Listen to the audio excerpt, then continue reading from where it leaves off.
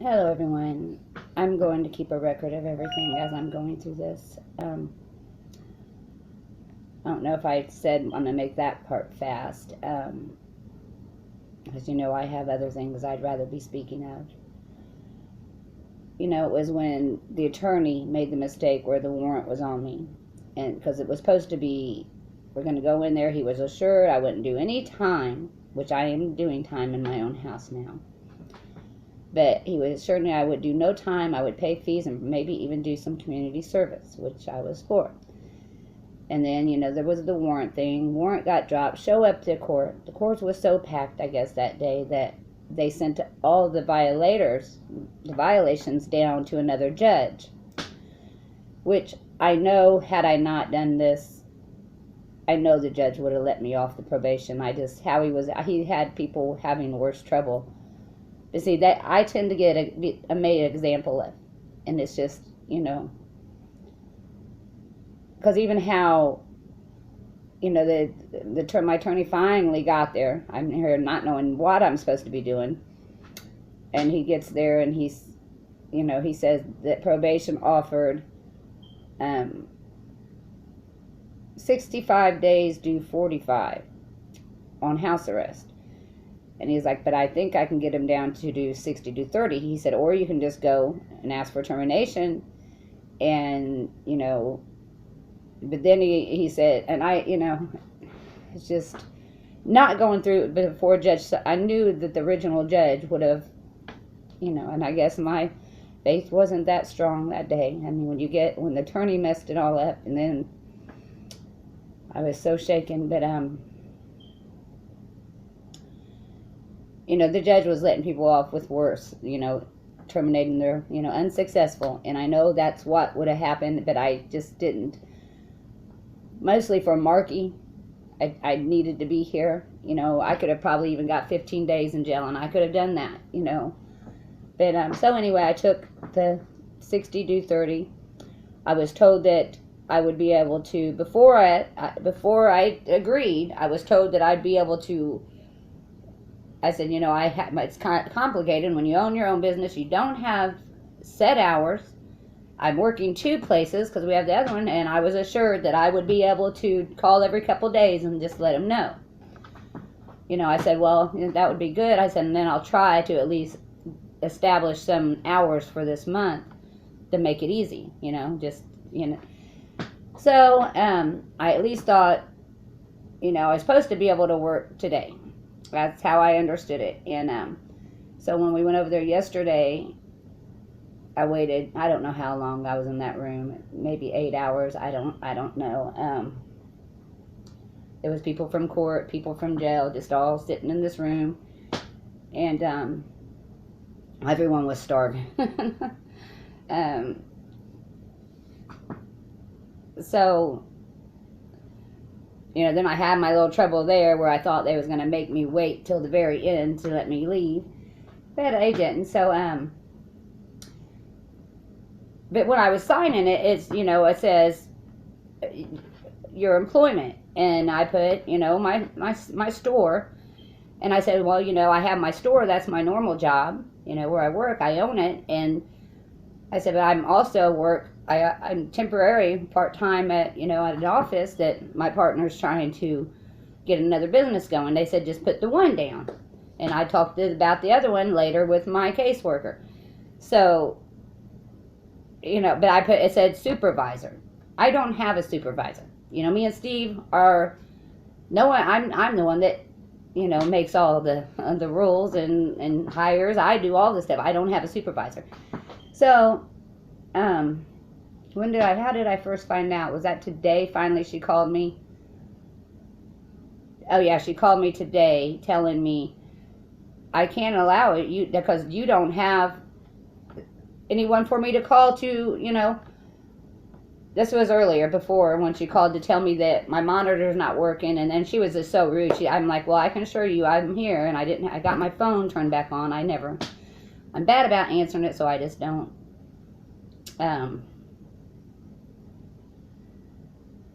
I don't, I just don't. I don't like phones. But anyway, I got it turned back on. But,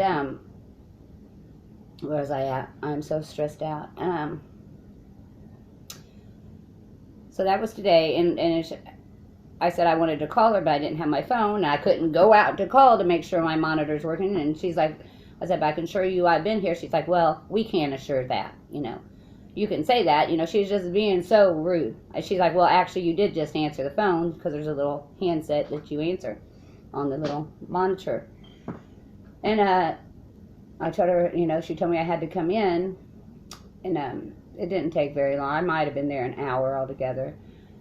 So they just put a new bracelet on me, and then I got back, and I thought, you know, just make out some hours, but I was hoping to talk to her, you know, to tell her, you know, it's complicated. This is my normal. I'm only doing this right now because someone has to sit at the office all day waiting for Medicaid to come approve us. And so I said, but I'm trying to work at least this week. I said, or maybe we can just leave my hours at this. You know what I said, I made a weekly schedule. Just go by this for this 30 days. Well, Miss Tibbs, I'm still not, you know, able to okay you to work. I said, you know, that's why I did this, because I thought I'd be able to work and go on with my life. And, well, yeah, I said it wrong, and I wasn't meaning it the way. So she's like, I need something showing your tax ID, and also that that you have some taxes being paid at their. Okay, that's fine. I said, what? I don't understand.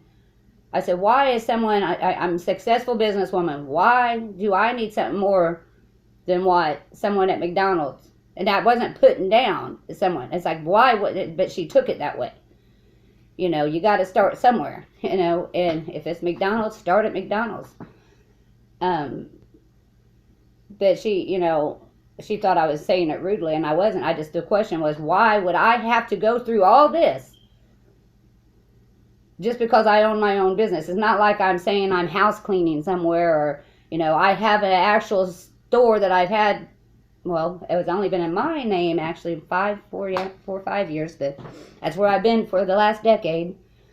And so, you know, she wants all that. And then with the other one, then I have to get Steve, and I told Steve, you're going to have to get the attorney, because chances are I won't be able to work Monday. She's, you know, because she's going to put it on the back burner. But I'm making a video record of everything. And I'm going to write the judge. I'm going to write what I wanted to write, but I am, you know,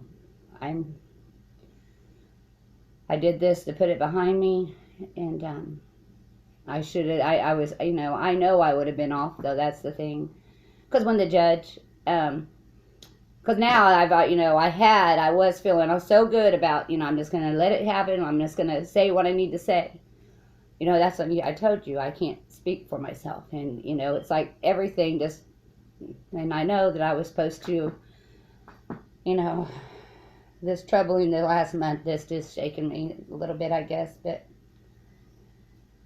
you know, and people keep thinking tribulation is supposed to come. I've been going through the tribulation, so I don't know what they're waiting on. But, but when the judge when I first got up there, he was letting everybody go. Unsuccessful, terminate their probation. People worse than me, not even, I think some of them was on their second, you know, had more than one violation. But because my attorney, you know, and then my attorney said, or he could just give you, before I went up, he's like, or he could give you a year in jail.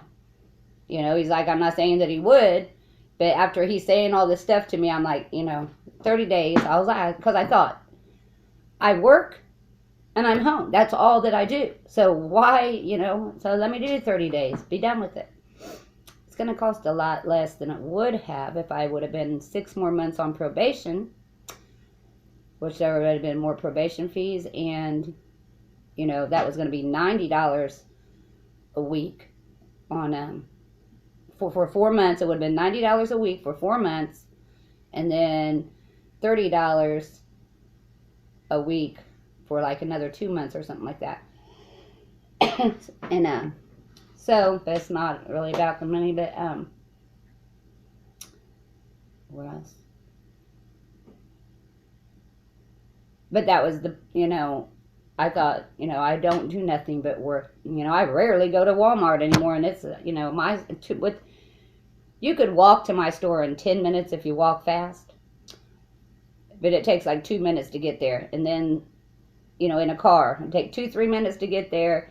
To get to our office, it takes about 3 minutes to get to our store, 2 minutes to get to our office in a car. And Walmart's in between there.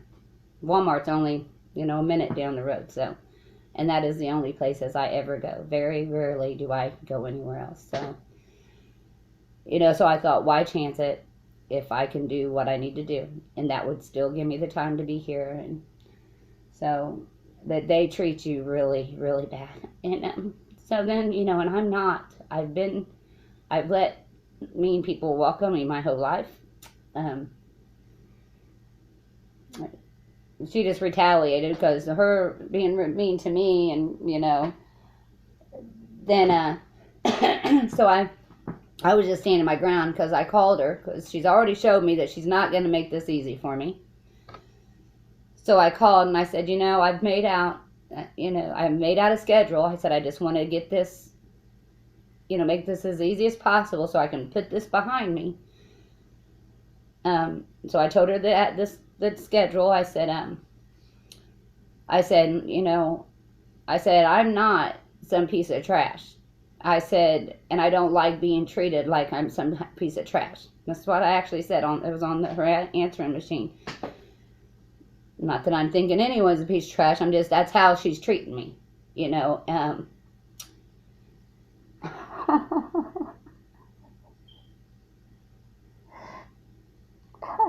wasn't supposed to be this hard. But,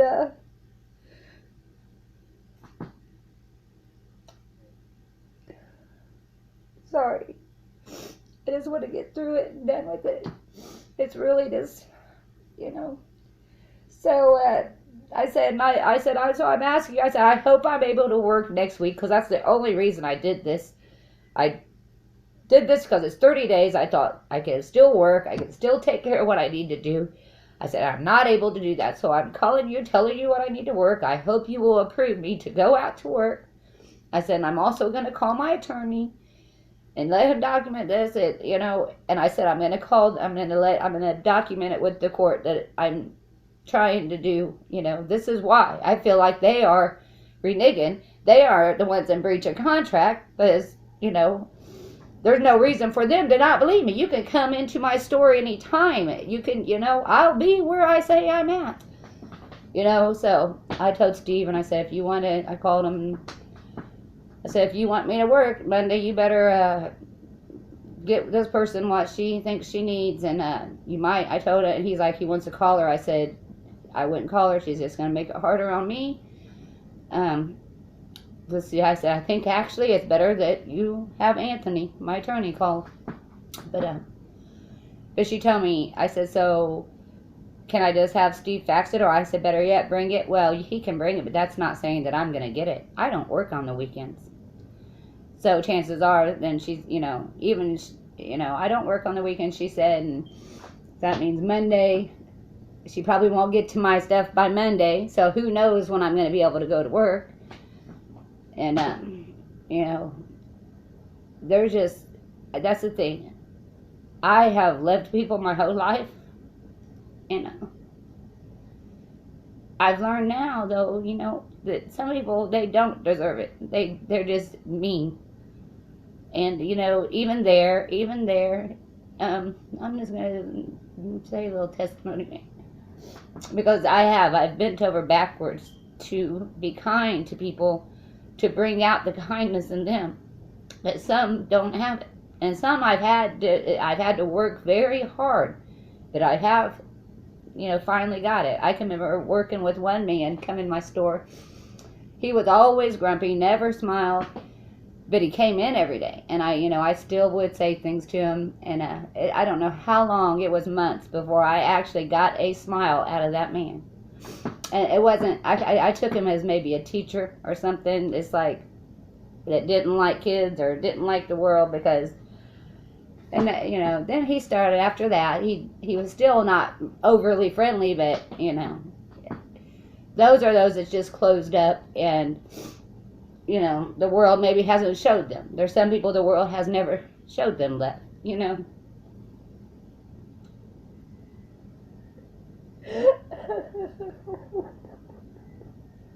Sorry, this is just, oh my gosh. And but there's just some people that are just, you know, I don't know about people that are just hateful. And I'm not going to bend over for them no more. I'm not. Even there was this woman throwing her face. You wouldn't believe how they acted to Steve. Oh my gosh, yesterday he brought me my medicine which I was surprised that they let, you know, there was one that he's trying, you know, they train these people. And I'm sorry if this is a little long. I just, you know, I just want to cry really bad. I do. I do. It'll all be over soon though, but I just want to have it set that I can know what I need to do every day, and it'll be, I mean, I know it's going to be good, believe me, but what don't kill you makes you stronger, and it's very true, because I'm proof of that. And every time I go through a little little shaking, I'm always stronger when I get through it, and but what, oh yeah, Steve, I guess, came through the door. They let him go get my medicine, because I was there already, and I told him, Steve, you might as well just go, because I don't know how long I'm gonna be here. He had already waited 2 hours in the lobby for me, and so I said, but you might want to bring me, you know, my medicine if they'll let you, because I'm trying to get off the Suboxone. So, and even then I had to take more than I want to, just because I didn't know how long I'd be there. And today I had to take more before I went in, just, you know, because I didn't want to take it in with me. So when he got back with it, he brought my, you know, my pill, my prescription bottle, and they buzzed him in one door, but then there's the thing you got to walk in, the electric thing. And there was no one there, so he came in. They buzzed him in the one door, and so since no one was there, he came right in, and he, you know, handed me my pills, my bottle, and this one big black woman, she comes out, and she was boisterous, and she just, I could not believe, I mean, because she might have been 27. Here you are, you know, Steve's senior, you know, and although you can't tell, you know, he held his age well. That's because he's always going. But you only get old once you stop. But so she just kind of just threw her weight around and just it went over the top. And because he came in, he was supposed to wait out there. And I mean, I thought, God, are they going to take him to jail for coming through it? But she just, you know. But they train these people to, you know, and some of them's not, it's not natural for them to be hurtful or mean to people, you know, and I think, and I want to say this, and I do want to talk about this too some more.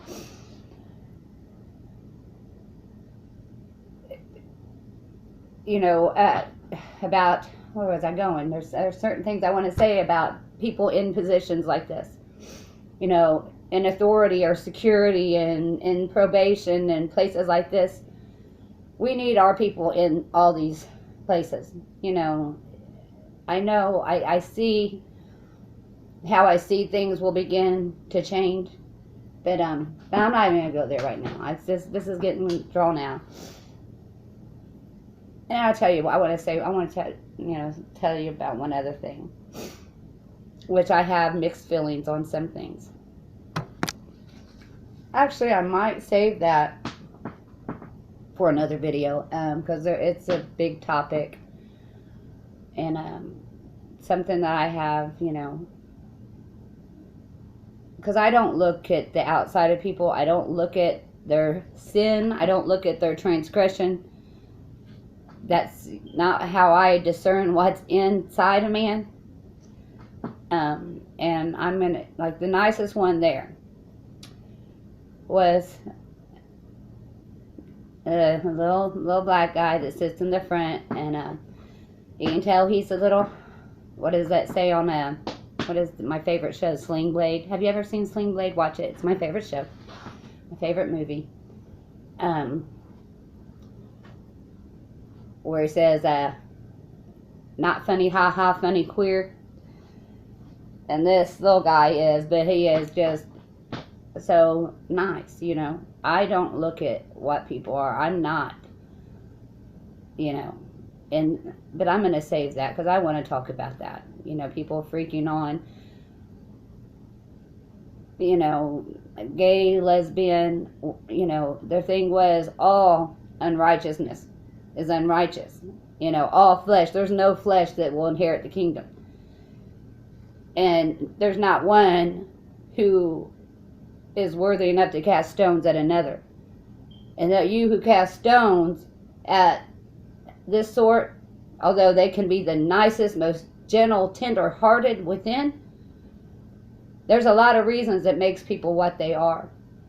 Just like your unrighteousness and your flesh, your life and things in it made you, you know, to do, how you was raised, you know. So why can someone who has infirmity in their flesh and is not perfect in their flesh, if no sin is greater or smaller, how are you casting stones at these? See, that's the whole point. And there's more going on, and you know. And I'm not saying I see right or wrong in it, but I'll save that for another. You know, I'll save that for another video. That's still just judging by the flesh. You're still in the flesh and your own imperfection. You have no business judging another unless you're perfect. So I just want to share, and I do want to talk about that more. And I do love you all. Bye for now.